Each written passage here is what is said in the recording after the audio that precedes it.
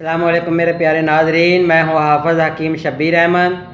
پیارے ناظرین، آج میں آپ لوگوں کے لیے ایک نئی ویڈیو لے کر آیا ہوں۔ آج کی جو ویڈیو ہے وہ ہے بخار کے متعلقہ، چونکہ بہت سے ایسے مریض ہیں کہ جن کو بخار اگر آ جائے تو وہ ایسے ڈاکٹروں کے پاس چلے جاتے ہیں جو ان کو heavy potency antibiotic medicine دیتے ہیں، جن سے ان کا معدہ خراب ہو جاتا ہے اور اس کے علاوہ کئی اور علامات شروع ہو جاتی ہیں۔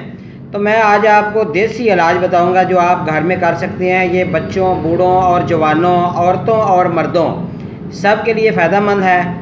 بخار میں کنڈیشن یہ بھی ہو جاتی ہے کہ ایک دن اگر بخار اترا ہے تو دوسرے دن پھر بخار ہو جاتا ہے، جس کو باری کا بخار بھی کہتے ہیں۔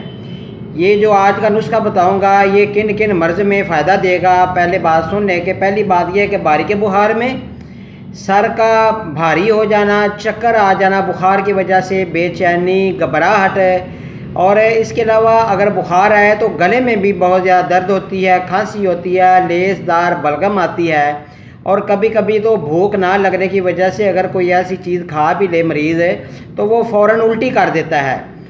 تو کبھی کبھی تو بخار ایسا بھی آ جاتا ہے جسم کے اوپر کہ جس کی وجہ سے جسم کانپنے لگ جاتا ہے۔ اس کے اوپر اگر آپ 2 کمبل بھی دے دیں تو اس کی سردی نہیں اترتی۔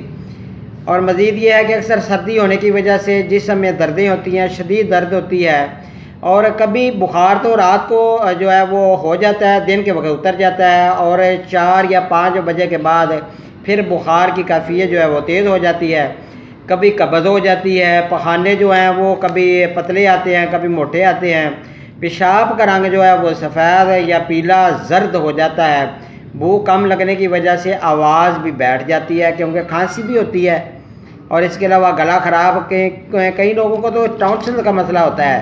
جن لوگوں کو بخار کی وجہ سے ٹونسل ان کے جو ہے وہ سویل کر جاتے ہیں، ان کو بھی بخار اکثر رہتا ہے، تو پیاس زیادہ لگتی ہے۔ تو آج کا جو نسخہ ہے یہ خناق والے مریضوں کے لیے بھی بہت زیادہ فائدہ مند ہے، گلے کے گدودوں کے لیے بھی فائدہ مند ہے۔ یہ نسخہ دیکھ لیں، بخار کا علاج ٹائٹل دیا ہوا ہے، سہاگا آپ نے لینا ہے، یہ آپ نے بریاں کرنا ہے۔ سہاگا بریاں کرنے کا طریقہ میری سہاگا بریاں کرنے والی ویڈیو میں دیکھیے گا۔ یہ تریپھلا آپ نے لینا ہے 6 تولہ، کلونجی 1 تولہ، فلفل سیاہ 1 تولہ، سونف 1 تولہ۔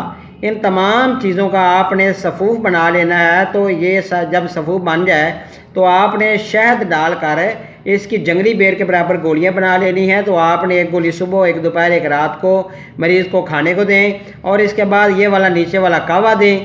زرشک، یہ جس طرح کشمش ہوتی ہے، سونگی ہوتی ہے، اس طرح کی یہ ہوتی ہے۔ لونگ، دال چینی، سفید زیرہ، برگ بانسا، منکا، اناب اور شہد۔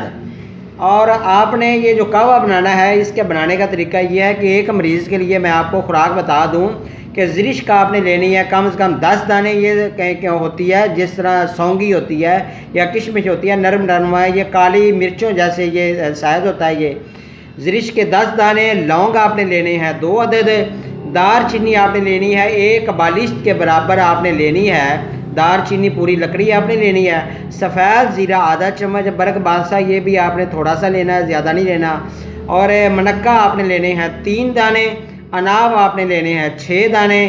تو شہد جو ہے وہ حسب ذائقہ آپ اس میں ڈالیں، اگر شہد نہ ملے تو گڑ ڈال لیں۔ تو یہ آپ نے 1 گلاس پانی کے اندر ان کو پہلے بھگو دینا ہے آدھا گھنٹہ، تو آدھے گھنٹے کے بعد آپ اس کا جوش دیں۔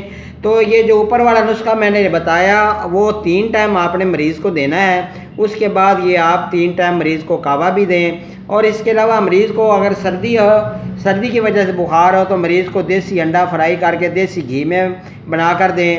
ایسے مریض کو آپ شوربہ دیں، یخنی بنا کر دیں، گوشت کی یخنی دیں یا مرغے کی آپ یخنی بنا کر مریض کو دیں، تو انشاءاللہ تعالی وہ مریض بالکل ٹھیک ہو جائے گا۔